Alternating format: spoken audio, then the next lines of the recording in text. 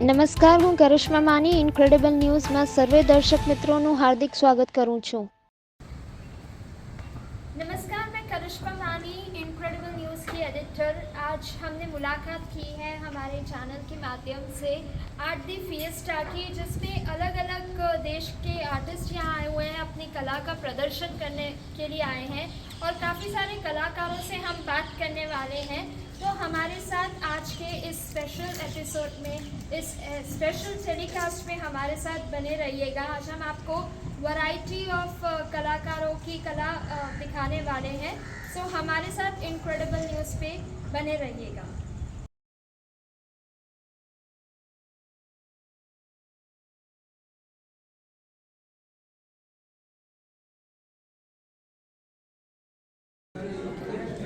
बाबू sir, आप इस art दी fiesta के क्यूरेटर हैं, तो कैसे ये फेस्टिवल करने का ध्यान आया आर्ट दी फिएस्टा वाला, और कैसे मतलब आपने सारे आर्टिस्ट को इकट्ठा किया, उनसे बातचीत की, कांटेक्ट किया अलग अलग शहरों में, कैसे मतलब ये विचार आया ये आर्ट दी फिएस्टा बिगेस्ट आर्ट फेस्टिवल करने का?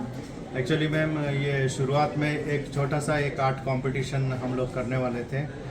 रिधिमा मैम और हम लोग दोनों साथ में बैठ के ये सोच रहे थे कि एक छोटा सा एक आर्ट कंपटीशन करेंगे। फिर वो आर्ट कंपटीशन से फिर हम लोगों ने सोचा कि चलो इनको इधर लाइव वर्कशॉप कुछ इधर करेंगे, लोकल लेवल पे कुछ करेंगे। फिर बोले कि इसको और थोड़ा ग्रैंड करते हैं कि हम गुजरात के आर्टिस्ट लोग को बुलाएंगे। फिर बोला नहीं, ये भी थोड़ा कम है, उसको और आगे बढ़ाते हैं। बोला नेशनल लेवल का करते हैं। इसमें मुकेश भाई का बहुत बड़ा सपोर्ट रहा। उन्होंने बोला कि जो करना है करो, but it should be good and it should be for the sake of artist. Artist को प्रमोशन मिले और इसके लिए आपको जो करना है करो। इस तरीके से सपोर्ट मिला। तो फिर हमारे को मन में ये आया कि चलिए इन सबको बाहर से अलग अलग राज्यों से आर्टिस्ट लोगों को बुलाते हैं जो अपने कला में माहिर हैं, और उसका बेनिफिट अपने कच्छ के जो लोग हैं उनको मिले। इसके लिए हमने ये इस तरीके से किया। सर, जब ये फेस्टिवल्स की बात आती है या आर्टिस्टिक वर्क्स की बात आती है, तो एक फ़ीस का या जो मतलब जो अमाउंट है उसका इशू हमेशा के लिए रहता ही है। बिकॉज हम जानते हैं कि आज भी कच्छ के अंदर या मतलब सेवरल जगहों पर आर्टिस्ट को एक वेल पेड नहीं किया जाता। ये सब शौक के लिए करते हैं, तो वेल पेड नहीं होता है, तो उनको फाइनेंशियल इश्यूज कहीं ना कहीं ये फेस्टिवल दौरान रहा होगा। ऐसा कुछ आपने एक्सपीरियंस किया है? एक्चुअली मैम, ये बात सही है कि बहुत सारे ऐसे आर्टिस्ट होते हैं जो अपना आर्ट बहुत अच्छा करते हैं, लेकिन वो वेल पेड नहीं होते हैं। लेकिन उसमें पूरी तरीके से ये सच भी नहीं है, क्योंकि यदि वो अपने स्किल को एक सही प्लेटफॉर्म पे लेके जाके यदि वो लेके जाते हैं आगे, तो आपने अभी देखा होगा लाखों करोड़ों में भी पेंटिंग्स बिकते हैं, यानी उनको अच्छा सा रिटर्न्स भी मिलता है। The thing is that we must get the correct platform. तो ये जो है उसका शुरुआत है, पहला सीढ़ी है, जो एक आर्टिस्ट लोगों को एक प्लेटफॉर्म मिलेगा। यहाँ से उनको आगे का रास्ता मिलेगा कि वो अपने आर्ट को किस तरीके से आगे वो करें एंड कैश कर सकते हैं। ये जो वर्कशॉप्स हैं जो आर्टिस्ट बाहर से सिखाने आए हैं, तो कुछ बच्चे या कुछ बड़ों ने उसमें पार्ट लिया है और मतलब सीख रहे हैं, ऐसी कितनी? यस मैम, इसमें अलग अलग टाइप के वर्कशॉप्स हम लोगों ने रखा। एक्चुअली वर्कशॉप को रखने का हमारा आइडिया नहीं था। शुरुआत में हम लोगों ने ये सोचा कि भाई आर्टिस्ट लोगों का ये वर्क डिस्प्ले करेंगे, वो अपना टेक्निक्स रिवील करेंगे, तो वही देख के ऑब्जर्व करके यहाँ के लोगों को वो बेनिफिट मिलेगा। लेकिन कुछ लोगों ने हमको सामने से कांटेक्ट किया कि भाई वो ठीक है, हम ऑब्जर्व करके जो सीखेंगे वो सीखेंगे, लेकिन प्रैक्टिकली हम उस चीज़ का अनुभव करना चाहते हैं, तो हम क्या करें। तो फिर हम लोगों ने सोचा कि वर्कशॉप करते हैं। तो हालांकि ऑलरेडी 2 दिन एक आर्टिस्ट को क्रिएट करने के लिए बहुत कम समय है, तो उनसे हमने रिक्वेस्ट किया कि भाई 2 घंटे यहाँ के लोगों के लिए निकालें ताकि वो कुछ चीज़ें सीखें। तो उसमें फिर आगे चल के ये वर्कशॉप्स का रखा है कि जिसमें हमने लिमिट रखा है कि ओनली 10 एंट्रीज, फर्स्ट 10 एंट्रीज, जिसने भी वो फर्स्ट 10 एंट्रीज हो गए तो वो हमने क्लोज कर दिया। तो इस तरीके से वो वर्कशॉप, उसमें भी अलग अलग है, जैसे क्ले मॉडलिंग है, जैसे रेजिन आर्ट है, रशियन स्कल्पचर आर्ट है, फ्लूइड आर्ट है, मास्क पेंटिंग है, कंटेम्प्रेरी आर्ट है, एब्स्ट्रैक्ट आर्ट है, यानी इतने सारे अलग अलग टाइप के ये हम लोगों ने दिए हैं कि यहाँ पे लोगों का उन वर्कशॉप का भी बेस्ट बेनिफिट उठा सकेंगे। टोटल कितने पार्टिसिपेंट्स हैं ये जो सीख रहे हैं ऐसी कुछ गिनती आपके पास? एक्चुअली मैम 2 दिन पहले जो मेरे को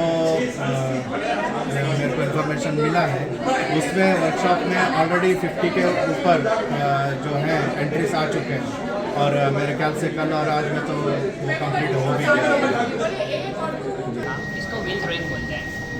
व्हील थ्रोइंग। ओके, ये मतलब इसके थ्रू मैं देख रही हूँ आप जो किचन में रखने के यूटेंसिल्स होते हैं उसका पॉटरी वर्क कर रहे हैं। तो ये इसको बनाने में एक एक चीज़ को कितना टाइम लगता है और सूखने में कितना टाइम लगता है? पहले तो ये बता दूँ कि सब कुछ भी है, कुछ भी प्रोडक्ट है वो साइज़ के अकॉर्डिंग होता है। कि साइज़ बड़ी है तो सूखने में ज़्यादा टाइम लगता है, साइज़ छोटी है तो कम टाइम में वो सूख जाता है। और फिर भी मिनिमम कितने घंटे? मिनिमम 2 दिन, 1-2 दिन। छोटी प्रोडक्ट है तो, बड़ी प्रोडक्ट है तो 3-4 दिन।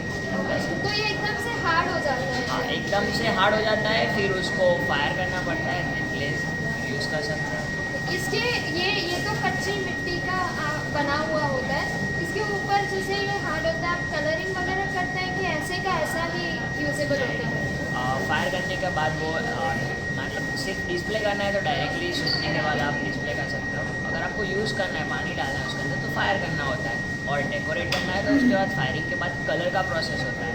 फिर कलर करने के बाद दूसरी बार ग्लेज फायरिंग होता है, ग्लेज फायरिंग के बाद यूज़ कर सकते हो और डेकोरेट। एक ही बनने में एक या 2 दिन लगते हैं? नहीं, सूखने में। ओके, बनने में तो आर्टिस्ट के ऊपर डिपेंड है कि वो कितना उसको प्रैक्टिस हुआ है तो वो उतने टाइम में बना सकता है। 1-2 दिन तो बहुत हो गए। ये मतलब कितने मिनट में या कितने घंटों में? 2-3 मिनट इनफ है। और 3 छोटा मिनट में बन प्रोडक्ट, जाते हैं? हाँ इजीली। और बड़ा? बड़ा बनाने में 5 मिनट, 7 मिनट। ओके, सो 7 मिनट के अंदर एक बड़ा सा आप किचन या जो भी एक बड़ा प्रोडक्ट बना सकते हैं। और अगर छोटा बनाना है तो 2 से 3 मिनट। 2 से 3 कितने साल से कर रहे हैं आप ये? मैं लास्ट 7-8 साल। आर्ट बनाया है, इस आर्ट का नाम क्या है? बहुत ही सुंदर दिख रहा है, एक पूरा ऐसे सी टाइप का या कोई आइलैंड टाइप का बहुत ही ब्यूटीफुल सा दिख रहा है। तो ये बेसिकली क्या है? हाँ, thank you so much. Actually ये रेजिन आर्ट बोलते हैं इसको। तो ये सारा मैंने ब्लू सी इफेक्ट दिया है ना, वो पूरा रेजिन से बनाया हुआ है। वो एक केमिकल होता है जो 2 केमिकल मिक्स करके इसको डाला जाता है इसके ऊपर, और फिर ये 12 घंटे में हार्ड हो जाता है और फिर ये एकदम ही ग्लास की इफेक्ट देता है। ओके, मतलब ये कलर नहीं है, ये केमिकल है जो इस पे वो किया है। और जिस पे ये केमिकल डाला है उसका नीचे क्या है, बेस क्या है? हाँ, उसका बेस MDF डाला रखा है मैंने। वैसे आप प्लाई पे भी अप्लाई कर सकते हो ये सारी चीज़ें। और मैम ये आप कितने टाइम से कर रहे हैं? मेरा ऐसे तो मेरा आर्ट का रिलेशन 30 इयर्स से है और 27 सालों से मैं गांधीधाम में क्लासेस चला रही हूँ आर्ट के। और रेजिन का जो मेरा काम है वो मैं 7 सालों से कर रही हूँ। जो रेजिन का काम है वो 7 सालों से, बाकी सारे आर्ट में 27 सालों से करवा रही हूँ। ये कितनी देर में बन जाता है ये पूरा? ये मेरा 4 फीट का है तो मेरे को ऐसे 4 दिन लगते हैं, लेकिन मैं ये पूरा दिन, जैसे हम लोगों ने इसमें जो रेजिन और हार्डनर यूज़ किया है ना, वो जल्दी सूखने वाला यूज़ किया है, इसलिए मेरे ये 2 दिन में कंप्लीट हो जाएगा। ओके, 2 डेज में। और इसका जो केमिकल है वो सूखने में कितने घंटे लगते हैं? 12 आवर्स हो तो अच्छी बात है। उसको इतने टाइम रखो फिर दूसरा कोट डालो तो बहुत ही अच्छा रहता है। ये केमिकल कभी भी निकलता नहीं है जैसे पपड़ी जैसे निकलता है? नहीं, बिल्कुल नहीं, बिल्कुल नहीं। भी पेंटिंग बनाता हूँ, जैसे ये एक्रेलिक कलर की पेंटिंग है या पीछे वाटर कलर की पेंटिंग लगी हुई है। मेरा मानना यह है, मैं बनारस का रहने वाला हूँ, मेरा मानना यह है कि गॉड इज एवरी पार्टिकल, हर कण कण में भगवान का निवास है। खासकर बनारस की बात यह है कि काशी के कण कण में शिव विराजमान है। जब वहाँ शिव आए थे, इसके बाद गंगा आई थी, और वहाँ के हर कण कण में जब शिव हैं तो मेरे कैनवस में, मेरे पेपर में भी शिव का स्थान है, इसलिए मैं गंगा जल से काम करता हूँ। बनारस से आए हैं आप, खास है फेस्टिवल आर्ट में Yes. गेस्ट आते हैं। ओके, और सर आजकल हम लोग देख रहे हैं आपकी जैसे पेंटिंग्स हैं उनमें अलग अलग आर्ट फॉर्म्स आ गए ना, जैसे कंटेम्प्रेरी आर्ट है, मॉडर्न आर्ट है, फिर मतलब जो पोर्ट्रेट पेंटिंग है और पैच वर्क पेंटिंग है, ऐसे करके काफ़ी सारे आर्ट के फॉर्म्स आ गए हैं। तो एक सामान्य जो व्यूअर है उसको ये लगेगा कि पेंटिंग तो पेंटिंग है, क्या ये आर्ट के नाम, और ये तो क्या डिफरेंसेस या क्या वो चीज़ें होती है। आजकल तो एक नया भी आ रहा है एब्स्ट्रैक्ट आर्ट और ये ऐसा, तो लोगों को नाम बड़े आकर्षक लगते हैं लेकिन उनमें क्या डिफरेंस है वो पता नहीं होता। तो इसके बारे में आपका क्या कहना है, क्या डिफरेंसेस हैं इन आर्ट्स पे, और आज के टाइम में कौन से आर्ट की वैल्यू सबसे ज़्यादा है? बहुत बहुत धन्यवाद। ये प्रश्न आपने बहुत अच्छा किया है कि ऑब्जेक्ट आर्ट जो है या मॉडर्न आर्ट है लोगों को दिमाग से थोड़ा सा परे है। तो उसमें बात ऐसी आती है कि देखिए, जब कोई फॉर्म को टूटता है, आर्टिस्ट जब बहुत दिन काम करते करते जब बहुत दिन आगे बढ़ जाता है वो फॉर्म को तोड़ लेता है या फॉर्म को अपने अनुसार उसको ढाल लेता है, उसको हम लोग कहते हैं अब्स्ट्रैक्ट आर्ट। हो सकता है वह जनरल आदमी को न समझ में आए, थोड़ा सा उसे समझाना पड़ेगा। बट अब्स्ट्रैक्ट आर्ट होता है क्या, जब फॉर्म को या कलर को हम जब तोड़ देते हैं, बहुत दिन बहुत जब ज़्यादा काम करते हैं तो उसको प्रैक्टिस में वो टूट जाता है। लेकिन तो आजकल बहुत ऐसे आर्टिस्ट हैं जिन्हें बिल्कुल ऑब्जेक्ट आर्ट नहीं आता है लेकिन फिर भी अपने आप को वो बोलते हैं ऑब्जेक्ट आर्ट, ठीक है। लेकिन वो कलर को फॉर्म को वो तोड़ नहीं पाते या उनमें कुछ नया नहीं हो पाता है, कुछ भी बना दिया। हो सकता है उन्हें स्केच करने ना आ रहा हो, रियलिस्टिक आर्ट वर्क ना आ रहा हो, लेकिन फिर भी उनको जब नहीं आ रहा है तो वो अपने आप को बोलते हैं कि ये मेरा ऑब्जेक्ट आर्ट है। लेकिन जब रियलिस्टिक फॉर्म को जब हम तोड़ते हैं तो तोड़ने के बाद और कलर को जब डिफरेंट तोड़ते हैं तब वो ऑब्जेक्ट आर्ट निकलता है या कलर में उनके कुछ नया हो। कोई जैसे मैं बनारस पे काम करता हूँ, बनारस पे बहुत से आर्टिस्ट अलग अलग तरीके से काम करते हैं, सबका काम अलग दिखाई देगा। मेरा काम मुझे लोग पहचान जाएंगे कि हाँ ये काम संतोष का ही है। दूसरा कोई आर्टिस्ट होगा वो भी बनारस का अगर काम करता है तो वो अलग अपने फॉर्म में तोड़ता है। मेरा कलर यहाँ अपना, उनका कलर अपना होगा, उनका फॉर्म अपना होगा, उनकी क्या बोलते हैं कंपोजिशन का मेथड अलग होगा। तो जब कंपोजिशन का अपना मेथड हो और जब वो ज्ञान से थोड़ी सी ऊपर जाता है उसको नहीं, खाली एब्स्ट्रैक्ट आर्ट की हम बात नहीं कर रहे हैं, हम जनरल बात कर रहे हैं कि डिफरेंस क्या है सारे आर्ट में, कि ये खाली वर्ड्स को आकर्षित करके, बिकॉज हम जैसे सामान्य बंदे हैं या हमको अगर पेंटिंग का नॉलेज ना हो, ठीक है, और खाली रख के और दीवार पे टंगाना ही है, तो कोई सामान्य व्यूअर को ये नॉलेज नहीं होगा कि कंटेम्प्ररी आर्ट क्या है, मॉडर्न आर्ट क्या है, एब्स्ट्रैक्ट आर्ट क्या है, पोर्ट्रेट आर्ट क्या है, पैचवर्क आर्ट क्या है, या आपकी भी जो आर्ट फॉर्म है दिख बहुत सुंदर भी है लेकिन हमें नॉलेज नहीं है कि वो क्या आर्ट फॉर्म है। तो कैसे वो नॉलेज को, मतलब कैसे वो डिफरेंस पता करें कि कौन सा आर्ट क्या है, किस क्या क्या उनमें डिफरेंसेस होते हैं। और आज के टाइम ये क्या खाली नाम है आकर्षित से कि वाकई उनमें डिफरेंसेस है, और कौन से आर्ट का सबसे ज़्यादा मार्केट वैल्यू है आज के टाइम? देखिए, contemporary art, modern art, patchwork यह एक टेक्निक है। कंटेम्प्रेरी आर्ट उसको कहते हैं जो वर्तमान में समय में चल रहा है, उसको कंटेम्प्रेरी आर्ट कहेंगे। मतलब जो एट प्रेजेंट काम चल रहा है या कंटेम्प्रेरी में वो व्यक्ति काम कर रहा है। हर कोई अपने अपना आर्टिस्ट अपने अपने टाइम में कंटेम्प्रेरी होता है। मैं अभी आज के डेट में कंटेम्प्रेरी हूँ। पैचवर्क, आपने दूसरा शब्द बोला पैचवर्क। जब हम कोई काम को पैच में निकालते हैं, मतलब उस पर धब्बा लगता है।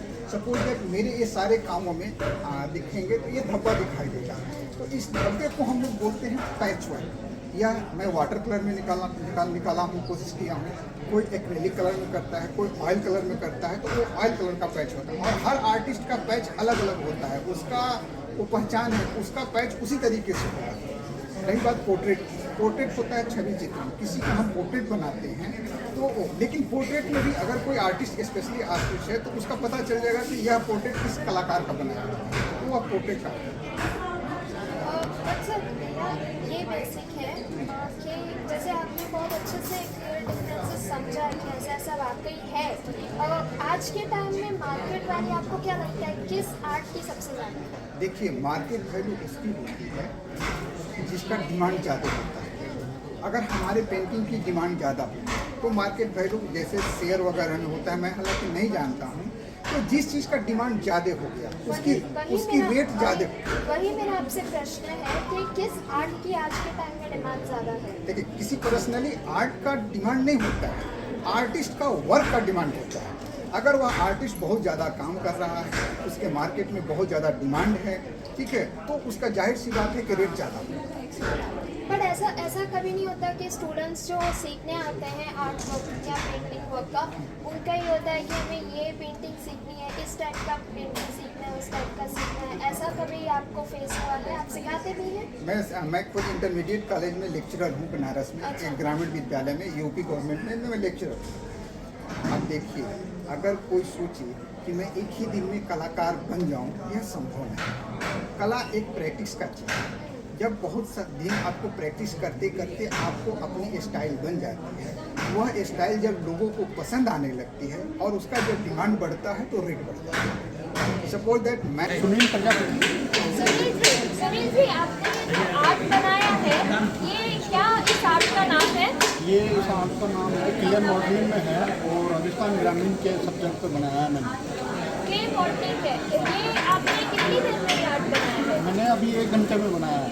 1 घंटे में आपने ये खूबसूरत आर्ट तैयार ये हमारे जो हैं सर हैं बाबू सर, उन्होंने मुझे मेरा काम देखा और उनको काम पसंद आया तो उन्होंने मुझे पार्टिसिपेट किया, तो इसमें मेरा आर्ट दिखाने का मौका मिला है। अच्छा, ये जो क्ले मॉडलिंग है ये आप सेल भी करते हैं? हाँ, सेल भी करते हैं हम। तो क्या प्राइस रखते हैं ये इसकी मूर्ति की एग्जैक्ट प्राइस है 65,000। 65,000। आप कहाँ से आए हैं? मैं जम्मू कश्मीर से हूँ। ये जो आर्ट आप बना रहे हैं इसका क्या नाम है?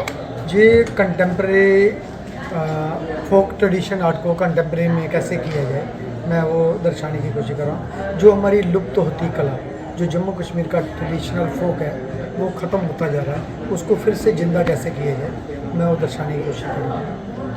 सो ये जो आर्ट है ये किस पे बना हुआ है? वुड लग रहा है मुझे। ये पाइन वुड में कार्विंग होता नहीं है, लेकिन तब भी मैं प्रयत्न कर रहा हूँ कि जो मीडियम जहाँ से मिले उसी में भी काम होता है। अगर लोहा करता है, पत्थर करता है, तो ये क्यों नहीं करते? तो पाइन वुड में एक काम करने का प्रयास कर रहा हूँ। मैक्सिमम टीक में और शीशम में, ब्रह्मा टीक में, या अलग अलग टीक जितनी भी है उसमें ज़्यादा काम होता है, लेकिन मैं कोशिश कर रहा हूँ कि पाइन वुड में जो जहाँ की अवेलेबल थी वही मिली और उसी में काम करने का प्रयत्न कर रहा हूँ। सर, ये जैसे हम लोग ये देख पा रहे हैं, ये लकड़ा तो जैसे काफ़ी कॉस्टेबल होता है, काफ़ी कॉस्टिंग होती है, और आपने कुछ हैवी मटेरियल्स भी रखे हैं इसके साथ, तो आपको ये पूरा कैसे कॉस्टिंग में पड़ता है? अफोर्डेबल प्राइसेस हैं कि या काफ़ी कॉस्टेबल है? जी, कॉस्टेबल मीडियम रहता है, मीडियम पे डिपेंड नहीं करता, आपको काम पे कि किस में ज़्यादा अच्छा हो सकता है। पैसा अगर इसमें ज़्यादा लगेगा तो ज़्यादा आएगा। पैसा ज़रूरी नहीं है कि मीडियम कोई मायने नहीं रखता, मीडियम कोई भी हो सकता है, काम पे डिपेंड करता है काम कैसा है। ये आर्ट बनाने में कितना समय लगता है आपको? टाइम काफ़ी लगता है, लेकिन मैं इसको 1.5 दिन में, जो हमारे पास टाइम है 1 दिन पूरा आज का है और आधा दिन कल का है, 1.5 दिन में कंप्लीट करने की कोशिश करूँगा। ये बोर्ड पे आप अगर देख पाए तो ये बोर्ड पे मैं हमारे कैमरामैन से रिक्वेस्ट करूँगी कि वो यहाँ पर ये पूरा जूम कर लें।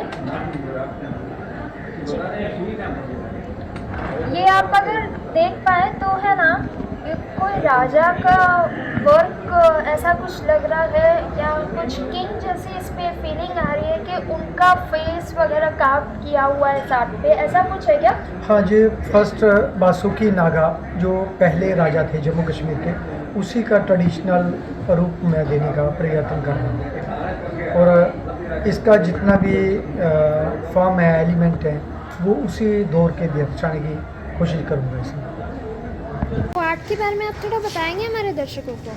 जी, ये बेस उसका कैनवास का रहेगा और ये सारे एलिमेंट्स हैं जैसे कि फ्लावर्स हैं, इंक वगैरह है, तो ये मिक्स इंक वगैरह को कंबाइन करके ये आर्ट क्रिएट किया। इंक को कंबाइन करके? ये सारी इंक्स वगैरह है, स्प्रे वगैरह, और फिर आर्टिफिशियल फ्लावर्स वगैरह, पेपर फ्लावर्स, वो सबसे आर्ट किया है। बेसिकली ये मिक्स मीडिया आर्ट किस चीज़ में काम आती है? गिफ्टिंग पर्पस गिफ्टिंग में भी में? काम आती है, कस्टमाइज गिफ्ट में भी काम आती है, और वॉल हैंगिंग वगैरह में उसमें भी काम आती है।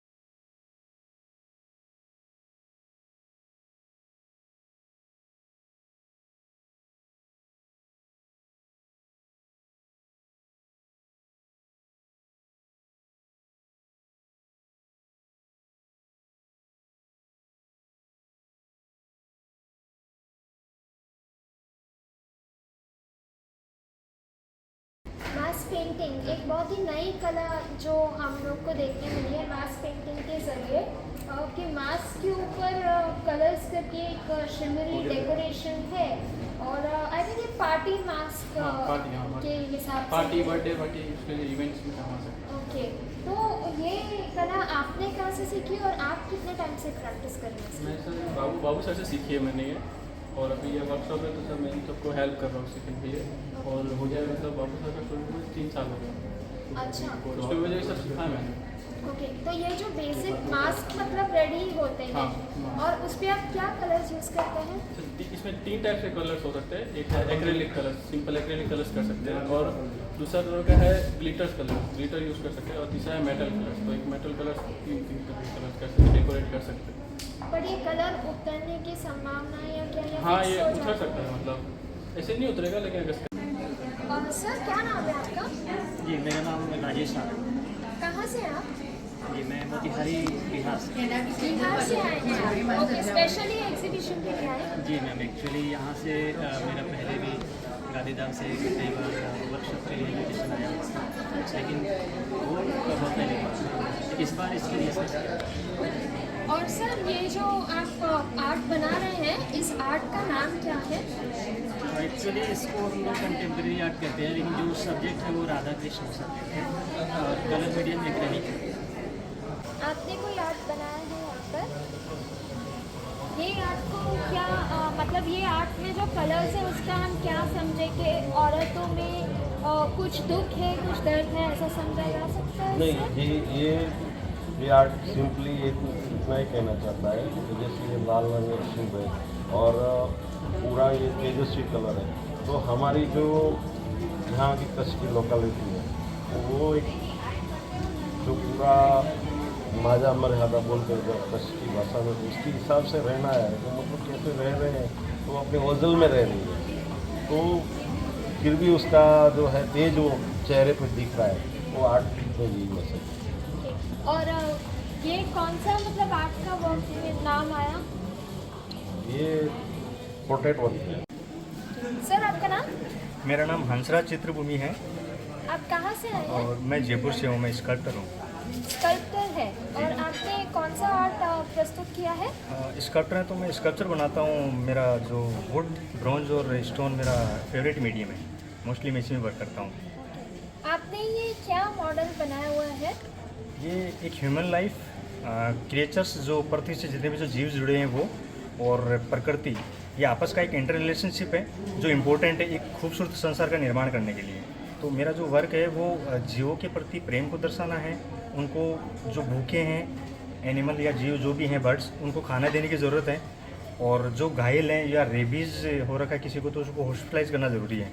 तो मेरा मानना है कि अगर ये सब किया जाएगा तो क्योंकि हम उनकी जगह पे हैं, हमने पैसों से जो ज़मीन खरीदी है तो वो उनको एक पत्थर मार के भगाने से कि हम उनको खाना दें ये हमारी एक ज़रूरत भी है उनके लिए और वो हमारे ही मतलब कि इस संसार के इम्पोर्टेंट प्राणी जो खूबसूरत हैं तो हमें उनको भगाना नहीं चाहिए। अगर बिल्ली रास्ता काट जाती है तो ये थोड़ा तो समझ में नहीं आता कि कुछ अशुभ हो जाएगा, शायद वो डायरेक्शन भी तो हो सकता है ना कि आपको एक सही राह दिखा रही है कि आप संभल के चलिए, लेकिन ये सब कहावतें ये सब झूठी है, मैं ऐसा नहीं मानता। हम तो घर में बिल्ली पालते हैं तो हम सब एक एवरीडे इज़ फाइन। सो आपके ये आर्ट के द्वारा आपने ये मैसेज पूरा मतलब दर्शाया है टू लव एनिमल्स और आई थिंक ये डॉग का हम स्कल्पचर देख सकते हैं ना, डॉग का आपने बनाया हुआ है अपने वर्क में। हाँ। ओके ये स्कल्पचर जो है ये जो मतलब ये है आपने चिकनी मिट्टी जिसको बोला तो कभी पानी से ये मतलब ऐसे बिखरने के चांसेस है या ऐसे अभी थिक लग रहा है कभी इसका ब्रेक होने के चांसेस है? क्या मटेरियल्स यूज़ होता है इसके अलावा कि उसको मजबूती दे और ब्रेक ना हो? ये एक बेसिक मीडियम है क्ले, जिसमें क्ले में एडिंग कार्विंग दोनों प्रोसेस चलते हैं। आप एड भी कर सकते हैं और कार्विंग भी कर सकते हैं। तो ये चिकनी मिट्टी तो है लेकिन इसको गणपति क्ले भी बोला जाता है क्योंकि मोस्टली गणपति लोग बनाते थे तो उसको गणपति भी नाम दिया जाता है। बाकी तो इसको एकेडमिकली अगर देखा जाए तो ये स्कल्पचर क्ले है, तो ठीक है हम उस तरह से देखें तो अलग अलग जगह पे अलग अलग नाम दिया जाता है। अगर इस पर कभी पानी वगैरह पड़ जाए या ऐसा तो क्या इसके मतलब पिघलने के चांसेस हैं?